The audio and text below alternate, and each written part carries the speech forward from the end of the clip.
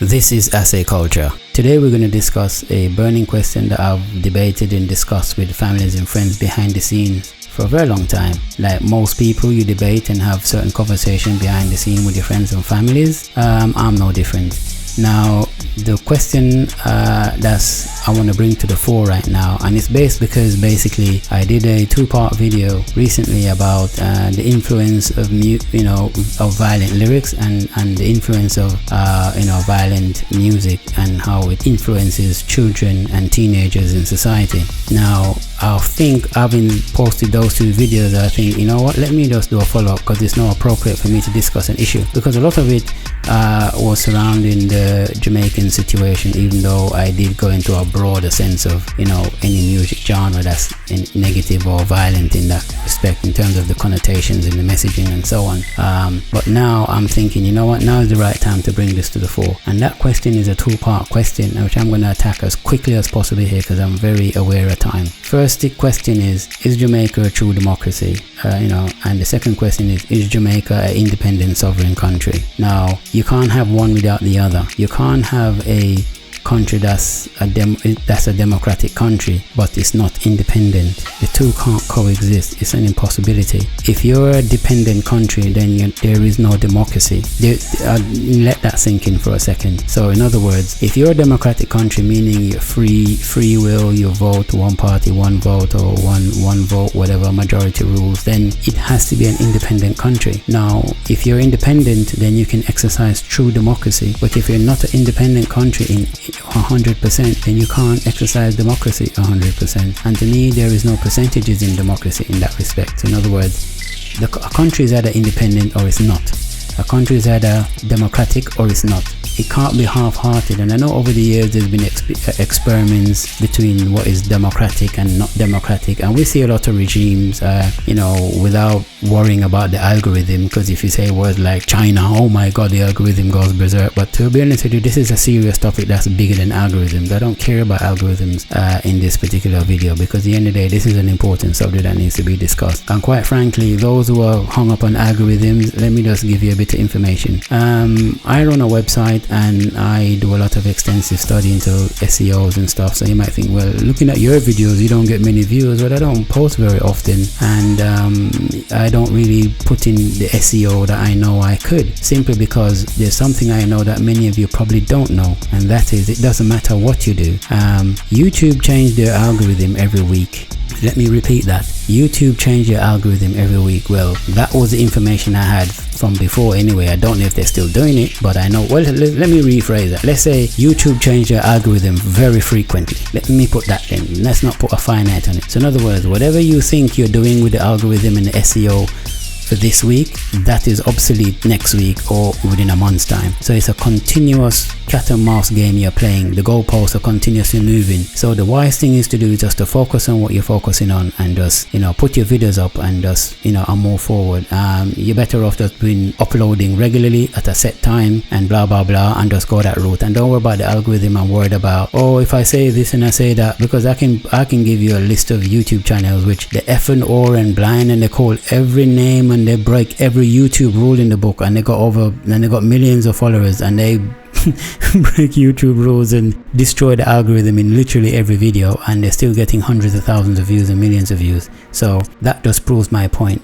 You just have to make content and stay in your lane and just do you, and don't worry about the algorithm. As long as you're not breaking YouTube rules. If you're a small channel, if you're a massive channel, then from what I observe, you can break the YouTube rules. It doesn't matter, because you're an asset and you're bringing in a lot of money for the ad revenue for YouTube machine, and in that respect they will overlook you. And there is examples of that as well, where the largest YouTuber on the planet has broken YouTube rules at least twice, and he's still here and he's grown exponentially since then, and there was never any punishment. Well, there was one little punishment in terms of YouTube Red or something. Anyway, I won't call the YouTuber's name. If you know who the largest YouTuber is on the planet, then you know who I'm talking about. So there's that.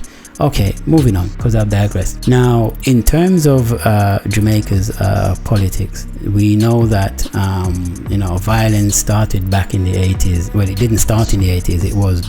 It was in its height in the 80s. So in other words, there was violence before the 80s and after the 80s, but the 80s was the time when it was at its peak, and it's because there was two political parties. They're still around today, the JLP and the PNP, and the two political leaders back then of that era were staunch rivals, or so it appeared in public anyway, and I'll sort of expound on that later in the video. So it appeared for all intents and purposes that they were nemesis, and they were, the two parties were going at it politically, and as a result they had strong supporters on both sides, which were prepared to break the law, prepared to kill even, just to support their party and keep their party in power, or to keep a certain constituent green or red. So as you know, the JLP's colors is green and the PNP parties is red. So this is the situation. So allegedly the story goes that it appeared that these political parties or MPs, because it's not necessarily the leaders per se, you remember a party is made up of many members of parliament, so these MPs or politicians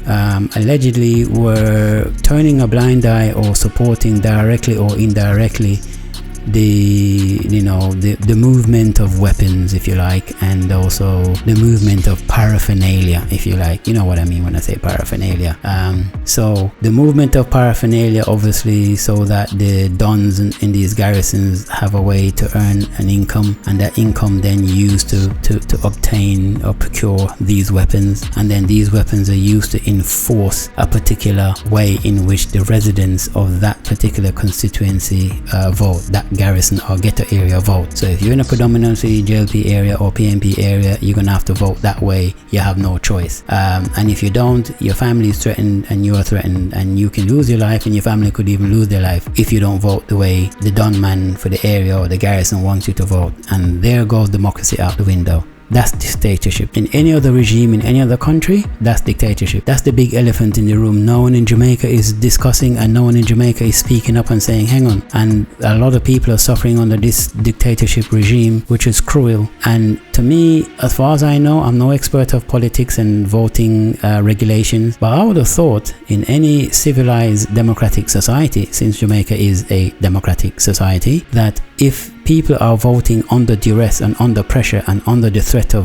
violence, then that's under duress and that's under pressure, and in that case that vote should be null and void. You cannot have someone voting a particular way under duress because they're being threatened. That's not democracy. That is that. So that blows democracy out of the window. So why does the politician then turn a blind eye? You know why they turn a blind eye? Because it benefits them. So if it's a predominantly JLP area, the JLP politicians concerned for these varied constituencies are going to turn a blind eye because it's guaranteeing them their votes, and likewise for the PNP constituencies, it's guaranteeing them their votes. So you can see where democracy is gone out the window, and it's more of a dictatorship, or voting at the barrel of a gun or under the threat of some kind of violence or bodily harm to you and your family.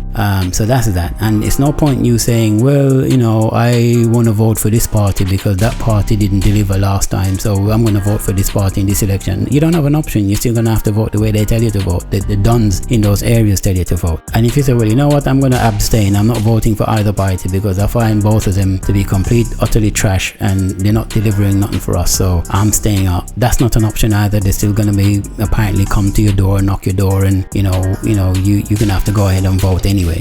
And I would assume that now in 2021 that's not a thing like back in the 80s in these so-called poorer class areas. And I hate to use the word class, but that's just the way it is. For the sake of this video, you have the poorer class, and you have the underclass, and you have the middle class, and you have the the upper class.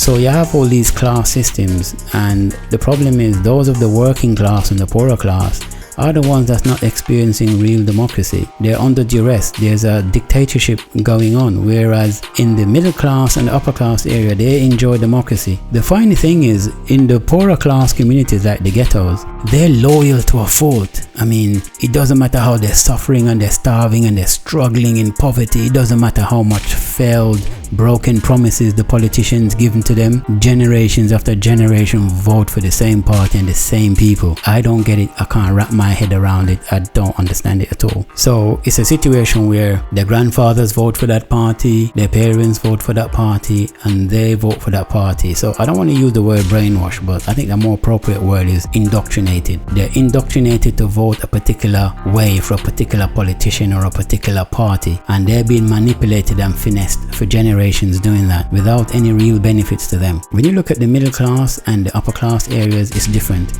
They vote according to the policies, and that's gonna benefit their community or benefit their country. So if a politician comes looking silver-tongued and looking cool and smooth, and he can talk very well and he dresses very eloquently and he's charming or she's charming and all that doesn't mean anything. If your policies in your manifesto, it doesn't add up to benefits for their community, they're voting for the opposition if they will deliver. It's about who is going to deliver. Their loyalty is not to any politician or to any political party. Their loyalty is to the policies that's going to benefit their community and or their country. That's it. In the ghetto areas, it's all about the politician. Oh, we're going to have to support this politician, he or she, because whatever little charity they give out, you know, like these rappers, they give out chicken and book bag, and poor people all of a sudden heads get twisted up in the clouds, and it's really minuscule nothing that you're not getting anything real. There's a saying, you can give someone the means to feed themselves for the rest of their life, or you can give them crumbs whenever they're hungry. Now, if you give someone crumbs whenever they're hungry, they're gonna always coming back for more crumbs because they're gonna get hungry, and therefore you become a source where they're dependent on you. And that's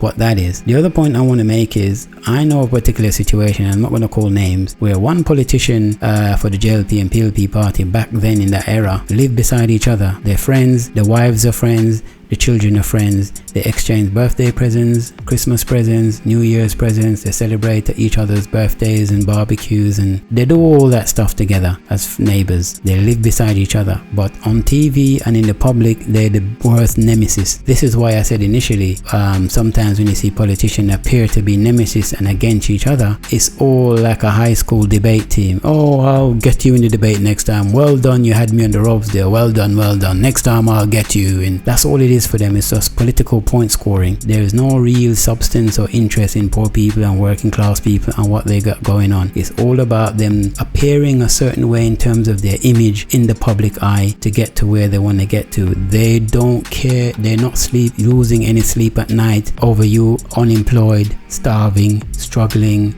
under duress of dictatorship because these dons and whatever. And some people would justify it and say, well, the politicians and the system has abandoned them, so these dons have to come in and fill the gap. No, there's another stock syndrome problem.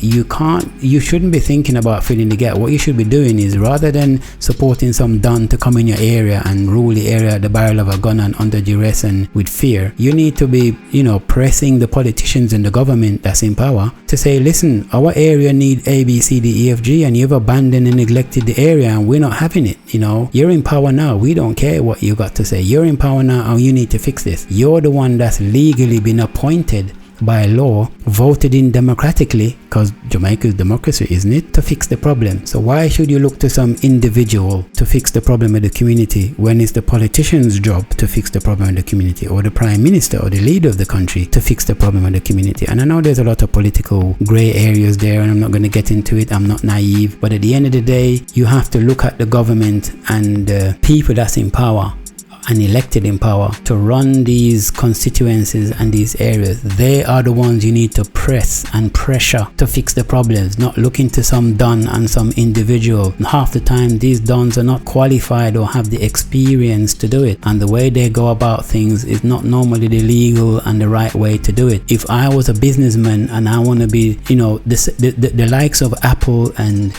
Google and all these companies around the world or locally, is not going to invest in a garrison area that's run by some don man. That's not going to happen. They're going to only invest in an area that's legally being run efficiently and properly, and it's got safety and security. Then they'll come in with an investment. That's how it works. And that's another thing Jamaica is suffering from. It's suffering from lack of investment because of the violence, and the violence is stemmed from the letdown from the politicians. They've abandoned the people, especially the poor areas, the garrison areas. They're abandoned. The middle class areas, they're, sort of keeping their head above water somewhat. The upper class areas, they're fine. Whether the country goes into recession or depression, the upper class people won't suffer. Believe me, they have enough wealth and buffer to buffer themselves. If the push come to shove, they jump on a plane and fly abroad, and they'll wait out the recession and the depression. And when it's blow over, they'll fly back into the country. These things I know as facts, okay? Because I don't know if I've mentioned it, but I know, family and friends who come from various backgrounds. I know people who live in Queenshill, Red Hills, Beverly Hills, Stony Hills, Jacks Hills, all of these places, massive houses, wealth, crazy wealth. There's some places in Jamaica you go to, it doesn't even look or feel like Jamaica. Matter of fact, there's areas in Jamaica that I seen where it's not even many Jamaicans living there. It's just pure foreigners living there. Americans, Germans, British, Italians, French, Jews, Indians, Asians, all kind of different other foreign people, and they can't even speak English properly, some of these people, and they have more money than they can count.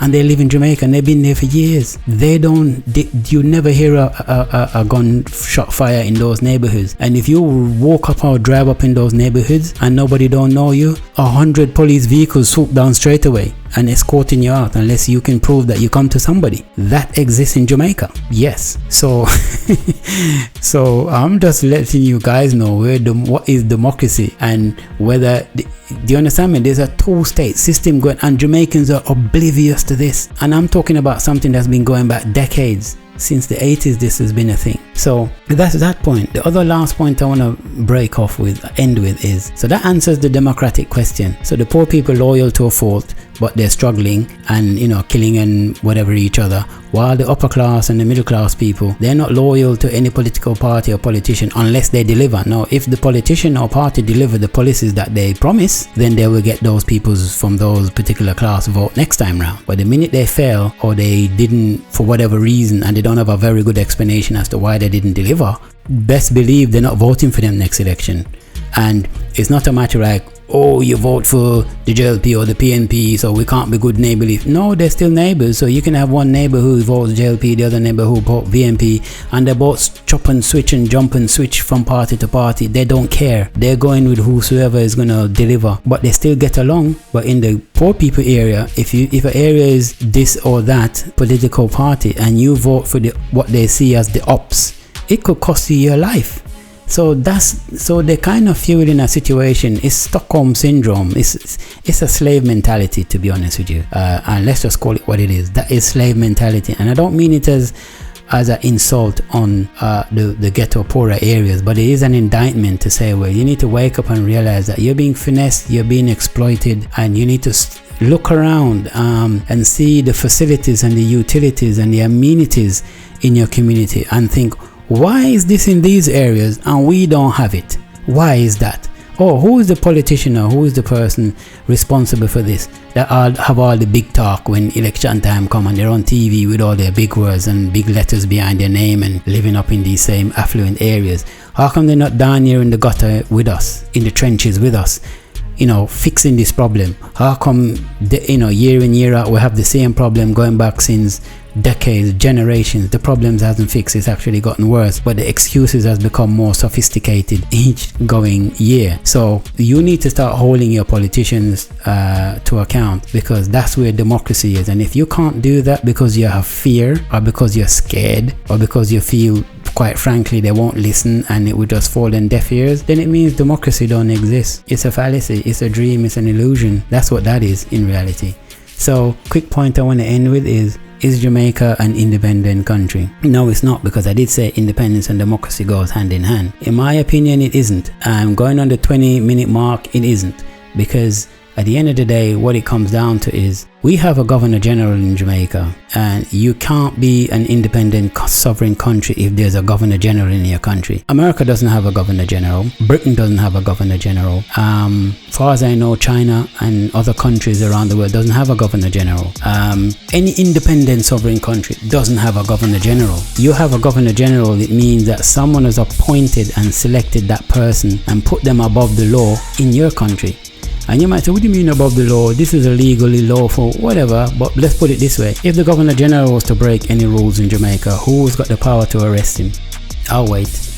Tell me who has got the power to arrest the Governor General and remove him from his seat, depose him and say, you're not fulfilling the needs of the people, so you need to be removed, or we don't think you're relevant in this political system, so they don't have the power to do it. It's that simple. And that came to light when the Governor General was wearing that brooch. Remember that brooch or emblem he was wearing? And it caused an argument because there was this white angel with his foot in the neck or his heel in the neck of what was seen as a black man. Yeah, how come in any other situation that would have serious political ramifications going forwards? Nothing happened. They just let the public go rah rah rah for a couple of weeks because they know after the public is fickle. After a couple of weeks, on to the next gossip and drama, and that's all forgotten. And that's the situation. Now, in America, for instance, America doesn't have a Governor General. When America have true independence, now you could argue that America's independence is kind of an illusion because it's run by the business class and the corporate class now, which is kind of true. But what I'm talking about is the actual constitution of how the whole thing is made up. In America, they're one person, one vote. Once you vote, okay, they got flaws in their system too, with the super delegates and all this kind of stuff that they got going on. But at the end of the day, what I'm saying is, America doesn't have any Governor General. America was once colonized by Britain, just like Jamaica was once colonized by Britain. America fought for their independence, the North versus the South. Okay, the North won and America got independence, and they celebrated the 4th of July every year. Ironically, the British kind of recognize it and smile along with it, and I'm like, well, they're celebrating independence from you, so why are you happy? It's just weird. But it's the special relationship that Britain talks about that America don't particularly agree with, but for political PR, whatever, they sort of go along with it. But America have their own thing going. But anyway, they're a truly independent country in that regard. So the British system cannot impose a Governor General to oversee America's political, financial, or any other system that they have in place. It simply can't happen. That person is not higher than or outside of the President of the United States. It can't happen because America is truly independent. They fought and shed blood for their independence. They're independent. Look at Jamaica. When Jamaica was celebrating their independence, they got a flag designed by them by somebody else. I'm not going to talk about that. But they were appointed a Governor General. Now, if you have a Governor General, what it means is Jamaica is not independent. Jamaica is instead what we call a vassal state. Jamaica is a vassal state, which means you have a vassal state. Go look up the definition of vassal and a vassal state. And the Governor General is like the overseer. They sit outside the law. They represent the monarch, if you like, in Britain, and they only report back to the monarch. They don't report to the Prime Minister of Jamaica. He doesn't have any jurisdiction over Jamaica. The Jamaica Defense Force, the military complex, doesn't have any jurisdiction over a matter of fact, the most powerful person in Jamaica is the Governor General, not the Prime Minister of Jamaica. You better let that sink in, yeah?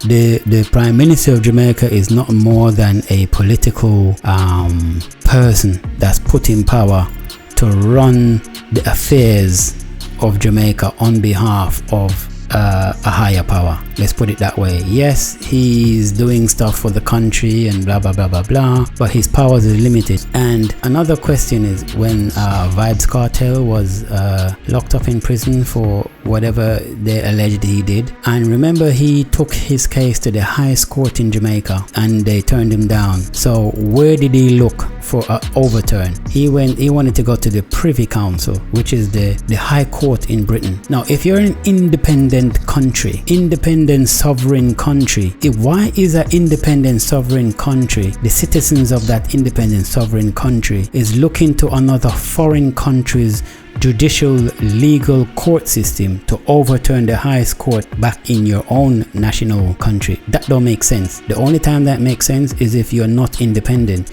In other words, if you took the same situation and this was an American situation and some rapper in America had been accused of the similar things that Vybz Kartel was accused of, and he took his stuff to the highest court in America and they turned him down or whatever, and he said, well, I've got one last chance, I'm going to go over to Britain, I'm and go to the Privy Council and the High Court over in Britain so that they can overturn the highest courts in America, they would laugh him. They would say, what are you talking about? Britain don't have no jurisdiction over here. This is America. We're independent. We are an independent sovereign country, and the highest court in America is what has the final say, and no country on planet Earth has any jurisdiction, any judicial system that's higher than the American judicial system. That's just facts. Do you understand me? So the fact that Vybz Kartel's legal team was looking to that as a last ditch attempt, and from what I understand, that's probably still a process. I don't know. The fact that they saw that as one way forward proves that Jamaica is not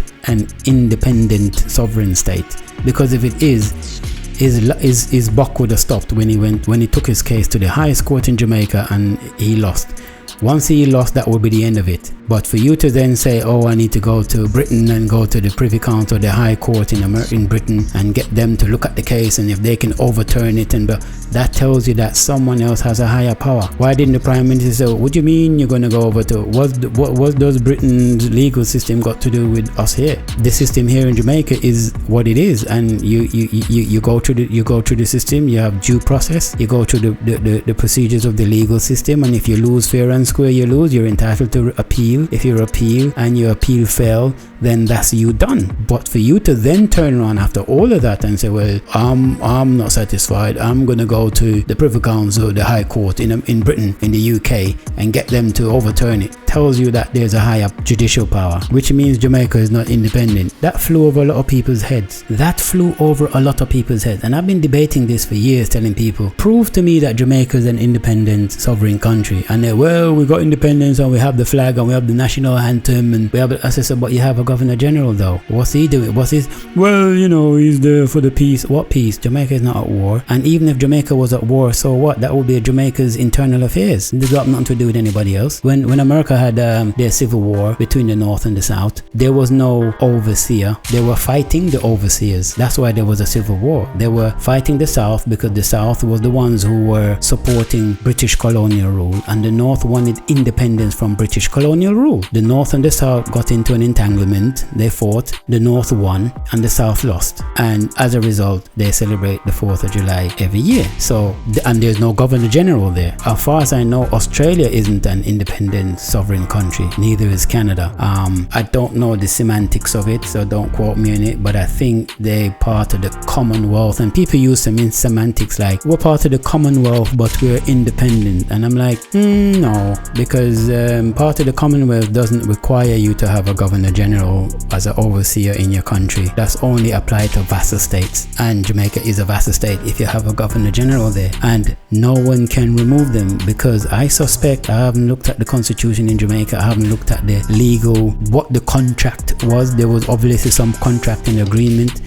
The public, this should be public, this should have public access, and the public should have access to this. When Jamaica had their independence, whatever that was signed and agreed back then, that should be available to the public to read. Just like the British and the American Constitution is available for people to read. Where is the Constitution or the layout or the manifesto or the agreement when Jamaica went independent? Where is that document that we can examine it and read it and say, well, okay, well, why is this here? What I suspect is whatever was signed and agreed in those documents back then has subjugated Jamaica into a vassal state, meaning because them signed on the dotted line already, they're stuck with the Governor General, because then there'll be breach of whatever the agreement or the contract is, if you're following me, if that makes sense. So if our forefathers have already signed a document that effectively signed away our rights, then it means you're stuck as a vassal state and you can't get rid of the Governor General, whether even if you don't agree with him being there, you with all the political will you have in the world, you can't remove him. You would have to literally, I mean, it's not impossible, it can be done,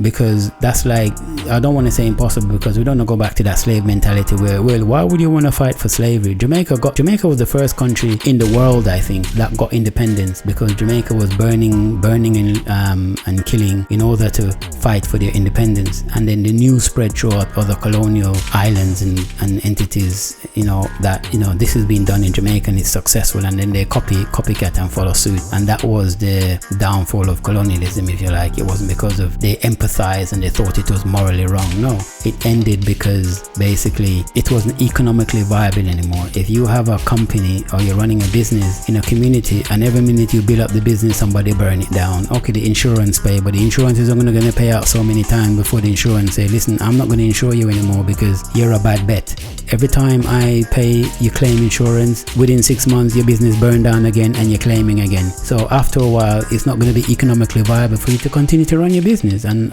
whether the slaves were smart enough back then to know that, I'll assume they did. And that's why they were burning and looting and doing all the things they were doing, because they wanted to make it no longer economically viable for slavery to continue in Jamaica, because they realized that the moral and the empathetic ground, that wasn't going to work. They weren't trying to listen to a moral argument. So we might as well burn everything and kill and do what that. It wasn't good. No one endorsed it. But at that time, that was necessary. So, and then, there was a deal struck for to abolish slavery, and it was a slow process. You could argue that slavery hasn't really abolished. It's just taken on a new sophisticated form in 2021, but that's a different story. So, but at the end of the day, what I'm saying to you is, the same way we did what we had to do back then, our sort of ancestors, if you like, in order to free ourselves from an impossible thing as slavery, why can't we have that same energy and mindset to politically pursue a way to become completely independent and not be a vassal state anymore? Is it because we're so dependent on Britain and whatever aid and money they're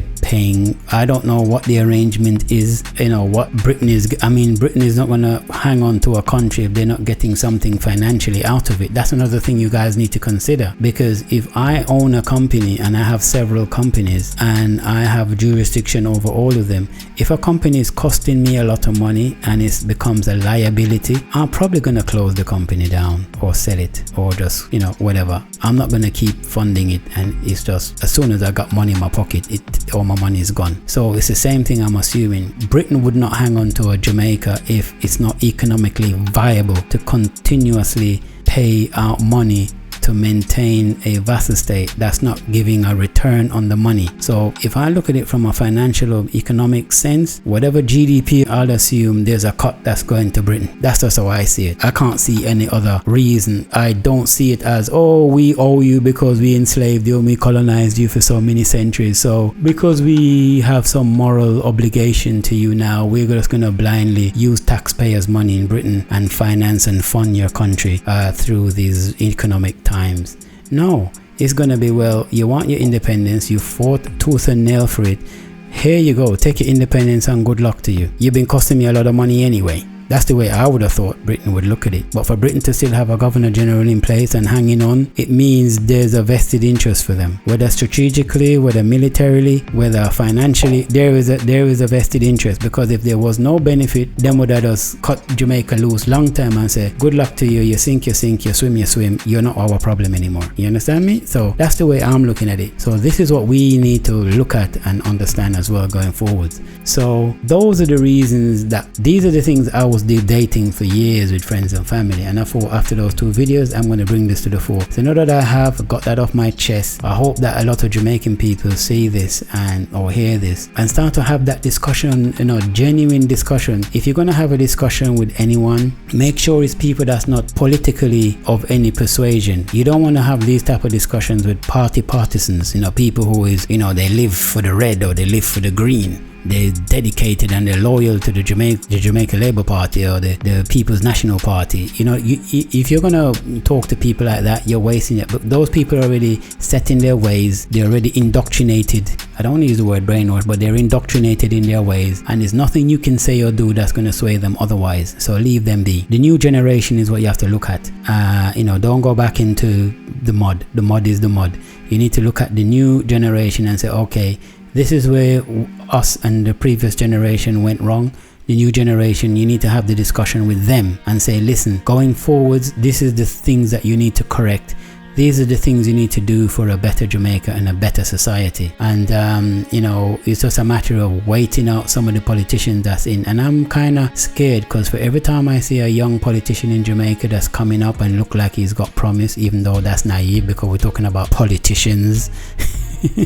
In case anyone forget what a politician really is about. At the end of the day, you're thinking, okay, these more modern, younger politicians, they don't have the same mindset as the older politicians. But the fact of the matter is, there are gatekeepers, and you're not going to be the protege, if you like, coming through the gates for the gatekeepers, unless you show certain signs that you're willing to keep the status quo. You're willing to keep things the way they are. If you're that new upcoming politician with a new age, new way of thinking, new way of doing things, chances are they will stop you before you get very far or you get much influence going forward. So when you look at a lot of these young politicians, they're just trained to say and do certain things in the public eye to win you over, because what tends to happen is, once they are solidified and they're established and they get into power, they always show their allegiance to the old school, to the people that's been paying their dues. In other words, those corporate and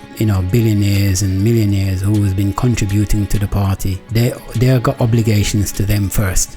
Not you. Your vote is free. You're not charging them for your vote. Your vote is free. They'll convince you to go and vote, and if they put on a good show and a good performance, then you vote for them. But at the end of the day, the millionaires and the business class and the corporate class who dip in their pocket and come out, there's a saying, money walk, and yeah, you know the rest. So because money talks, it's the money. So those who pay money to contribute or donate to political party, they have what is called asks. These asks has to be met or promised, and if they're not going to donate or contribute these millions and hundreds of thousands to these political parties. So let's not get it twisted. So when they come into power, doesn't matter what they promise you. One of the main reasons why they renege on their promises is because the promises that they make to you, the working class and the poor ghetto people, clashes and is in contrast to what these rich people and the wealthy who donate cash money wants. If they want certain things done and it runs contrast to what you want for your country, guess whose side the politician is going to support first? Is going to support